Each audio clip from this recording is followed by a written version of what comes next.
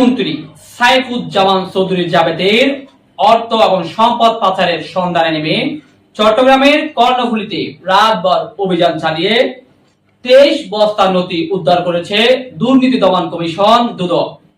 রোববার মধ্যরাত থেকে ভোর 5টা পর্যন্ত চট্টগ্রামের কর্ণফুলীর শিকলবাহাই তালুকদার বাড়ি এলাকায় এই অভিযান পরিচালনা করেন দুর্নীতি দমন কমিশন দুদকের কার্যালয়ের উপপরিচালক মশিউর রহমান। মশিউর রহমানের নেতৃত্বে চলায় এই অভিযানে ভূমিমন্ত্রী সাইফুজ্জামান চৌধুরী জাবেদের স্ত্রী রুকমিলা জামানের ব্যক্তিগত গাড়ি চালক ইলিয়াস তালুকদারের বাড়ি থেকে এই নথিপত্র উদ্ধার করা হয়।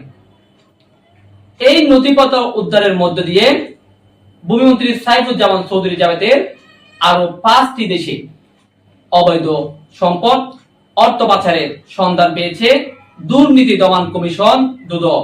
দুদক কর্মকর্তা জানান, সাবেক ভূমিমন্ত্রী সাইফুজ্জামান চৌধুরী জাবেদের মালিকানাধীন আর্মি গ্রুপের শিল্প প্রতিষ্ঠান কালুরঘাট থেকে গত 16 সেপ্টেম্বর সাইফুজ্জামান চৌধুরী জাবেদের স্ত্রী রুকমিলা জামানের ব্যক্তিগত গাড়ি চালক ইলিয়াস তালুকদারের বাড়িতে এই নথিপত্রগুলো এনে রাখা হয়েছিল। দুদক কর্মকর্তারা জানান, অবৈধ সম্পদ অর্থ পাচার ও ঘুষ লেনদেনের একাধিক অভিযোগ রয়েছে সাবেক ভূমিমন্ত্রী সাইফুজ্জামান চৌধুরী জাবেদ ও তার স্ত্রী রুকমিলা জামানের বিরুদ্ধে।